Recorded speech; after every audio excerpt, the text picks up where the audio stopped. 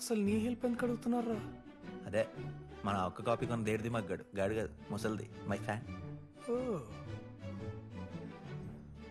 ఒక రివెంజ్, ఒక famous writer వాళ్ళకి హెల్ప్ చేస్తాడు. ఫేమస్ అని ఒప్పుకున్నా చూసా.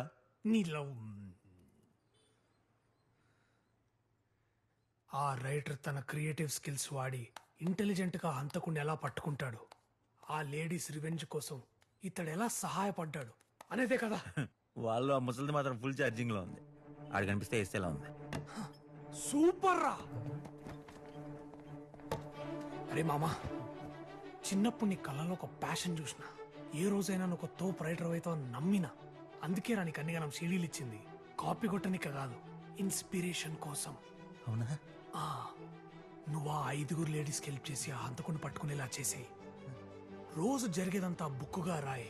ఆ 5 నీ క్యారెక్టర్స్, వాళ్ళ జర్నీ నీ స్టోరీ. ఫస్ట్ టైం నీ లైఫ్ లో ఒక ఒరిజినల్ స్టోరీ రా.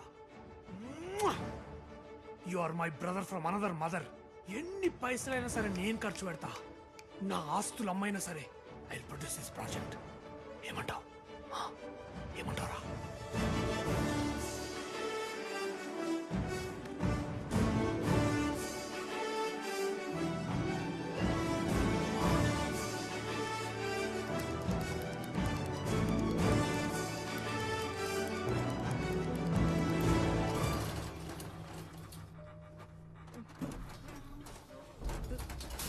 ఏ ముసల్దానా, ఎండినాకు చెట్టును పట్టుకుని వేలాడుతున్నట్టు ఇంకెన్నాళ్ళు చెప్పు. నీ ఫ్యామిలీలో అందరూ చచ్చిపోయారు, నువ్వు ఒక్కదానివే ఒంటరిగా ఉన్నావు. చిరాకేయట్లేదా? నువ్వు కూడా చచ్చిపోవచ్చుగా.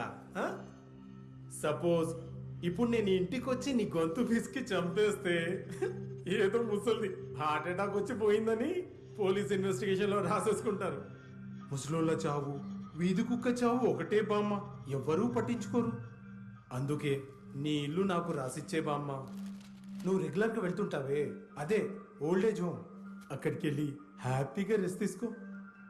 నా మాట విని ఈ డాక్యుమెంట్స్ మీద సంతకం పెట్టు ప్లీజ్ బామ్మ.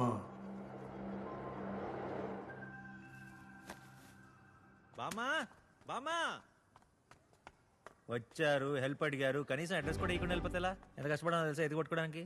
మెట్లు ఎక్కుతున్నావు ఏంటి? లిఫ్ట్ పని చేయట్లేదా? ఎవడను? ఈ బిల్డింగ్ కి వాచ్మెన్ వాచ్మెన్ ఏంటి? ముసలాడు మెట్లు ఎత్తుంటే హెల్ప్ చేయాలని తెలీదు? తెలీదు. ఓనర్ని. ఓనరా?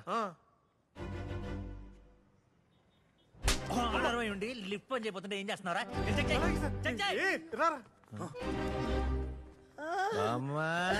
పెన్సిల్ గారు తీసుకెళ్ళి దా బామ్మా. అయ్యో అయ్యో బాబు బాబు అయ్యో. ఏ ఫ్లోర్ బామ్మా? 7వ ఫ్లోర్ వెళ్ళాలి. సెవెంతేనా? ఏ ఫస్ట్ ఫ్లోర్ లో ఏం దొరకలేదా?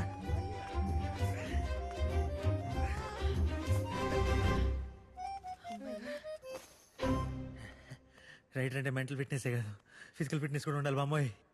ఎందుకు వచ్చావు? హెల్ప్ అడిగారా? తరిమేశావుగా.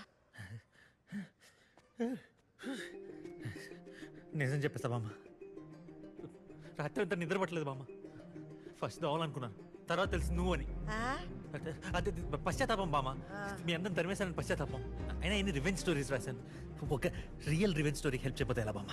నేను చేస్తా బామ్మ, ప్లీజ్ బామ్మ నువ్వు ఒప్పుకో. మిగతా వాళ్ళు ఒప్పుకోవాలి కదా. ముందు నువ్వు రా బామ్మ, వాళ్ళందరి సంగతి నేను చూసుకుంటా. నువ్వు ఓకే చెప్పు. ఇది పెట్టుకో. ఇదెందుకు?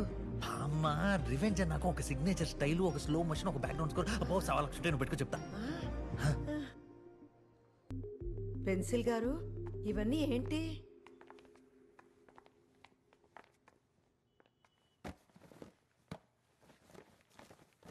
ఆర్టీఐ అంటే రైట్ టు ఇన్ఫర్మేషన్ యాక్ట్ ద్వారా సంపాదించినవి. ఈ కేసుకు సంబంధించిన పోలీసులు చేసిన ఇన్వెస్టిగేషన్ డీటెయిల్స్ మొత్తం ఇందులో ఉన్నాయి. ఇది సీనియర్ జర్నలిస్ట్ సత్యనారాయణ మూర్తి గారు కేసుకు సంబంధించి చేసిన ప్రైవేట్ ఇన్వెస్టిగేషన్ డీటెయిల్స్ అన్ని ఇందులో ఉన్నాయి. ఇకపోతే మీ 5 ఫ్యామిలీకి సంబంధించిన డీటెయిల్స్ ఇందులో. మా 5 గురించి తెలుసుకోవడానికి ఈ ఫైల్ కావాలా? ఆ బోర్డు మీద ఏంటవి? నా పుస్తకాల్లో హీరోలు ఎప్పుడు కూడా ఇలాంటి ఒక పెద్ద బోర్డు కొని దాని మీద కేసుకు సంబంధించిన ఎవిడెన్స్లు, ఫోటోగ్రాఫ్లు, మ్యాప్లు, పేపర్ కట్టింగ్లు అన్నీ అంటించి 2 నిమిషాలు ఆలోచిస్తే చాలా క్లూ దొరికేస్తుంది. 2 రోజుల నుంచి ఆలోచిస్తున్నాను. క్లూ కాదు కదా, తలనొప్పి చేస్తుంది. ఏం అర్థం కావట్లేదు.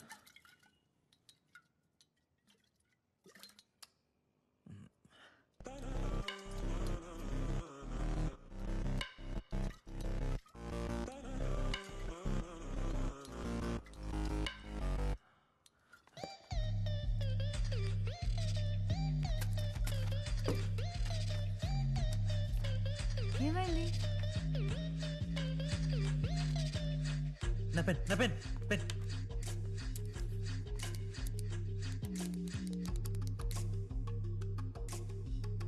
క్లూ దొరికేసింది.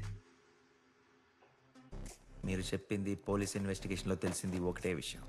మీ వాళ్ళందరూ కూడా అతి సాధారణమైన వ్యక్తులు, ఎవరి మీద ఎటువంటి క్రిమినల్ బ్యాక్గ్రౌండ్ లేదు. సో ఈ 5 కలిసి ఆ 6వాడిని ఒక ప్రొఫెషనల్ రాబరర్ని హైర్ చేసుకొని ఉంటారని నిర్ధారించి పోలీసులు ఇంతకుముందు బ్యాంక్ రాబరీలో సంబంధం ఉన్న వాళ్ళందరినీ కూడా ఇన్వెస్టిగేట్ చేశారు. అయినా లాభం లేకుండా పోయింది. ఇంకో విషయం ఏంటంటే ఎస్కేప్కి వాడిన van black colour van. Black colour van అంటే మార్చరీ వ్యాన్. సో స్టేట్లో ఉన్న వ్యాన్స్ అన్నీ కూడా చెక్ చేశారు. దానివల్ల కూడా లాభం లేకుండా పోయింది. దీంతో ఈ కేసుకి ఇన్వెస్టిగేషన్కి ఫుల్ స్టాప్ పడిపోయింది. ఇదంతా మాకు తెలుసు. అసలు నీకు దొరికిన క్లూ ఏంటో చెప్పు. ఈ ఫొటోస్ చూడండి. ఏది ఏది? వాచెస్. పోలీసులకు కూడా వాచెసే కనపడినాయి, కానీ పెన్సిల్ కళ్ళకు మాత్రం అందులో ఉన్న స్టాప్ వాచెస్ కనపడినాయి. 000000. అవును, స్టాప్ వాచెస్. ఎందుకు? పర్ఫెక్షన్ కోసం. పోలీసులు వచ్చే లోపల పని పూర్తి చేయడానికి. Practice makes a man perfect.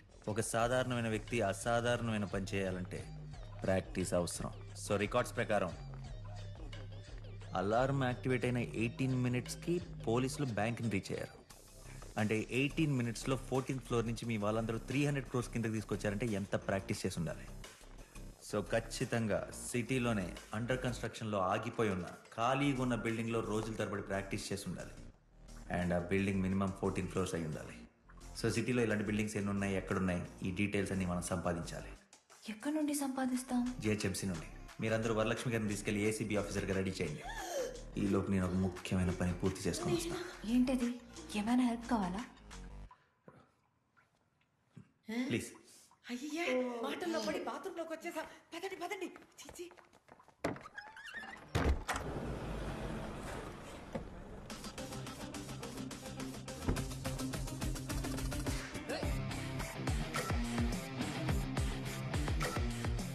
Officer move. Hey move move.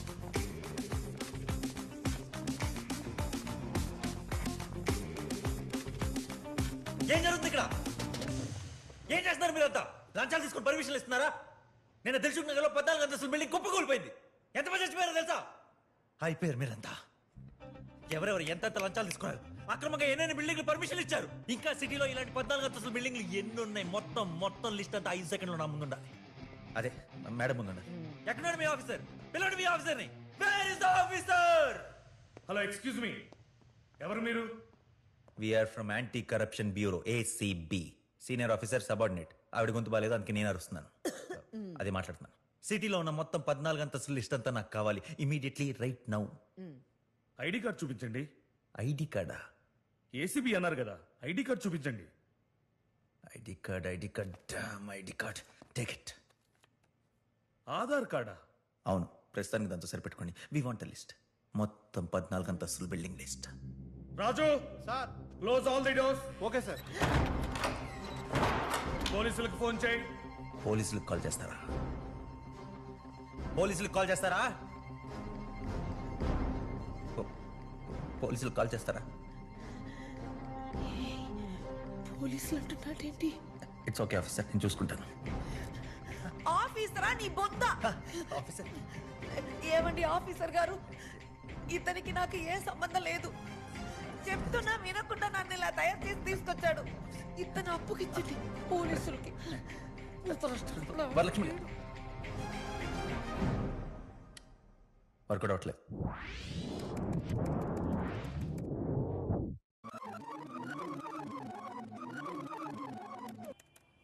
So జిహెచ్ఎంసీకి వెళ్ళేటప్పుడు ఖచ్చితంగా ఐడి కార్డ్ తీసుకెళ్లాలన్నమాట. బుక్ రాసినాం కాబట్టి సరిపోయింది. ముందే ఏం జరగబోతుందో ఊహించుకుని ఏ తప్పు జరగకుండా జాగ్రత్త పడచ్చు. ఆయన అనుకుంటాం కానీ కాపీ కొట్టి రాయటంలో ఉన్న కంఫర్ట్ క్రియేట్ చేసి రాయటంలో లేదు. పెన్సిల్. ACB officer ready. అవునా?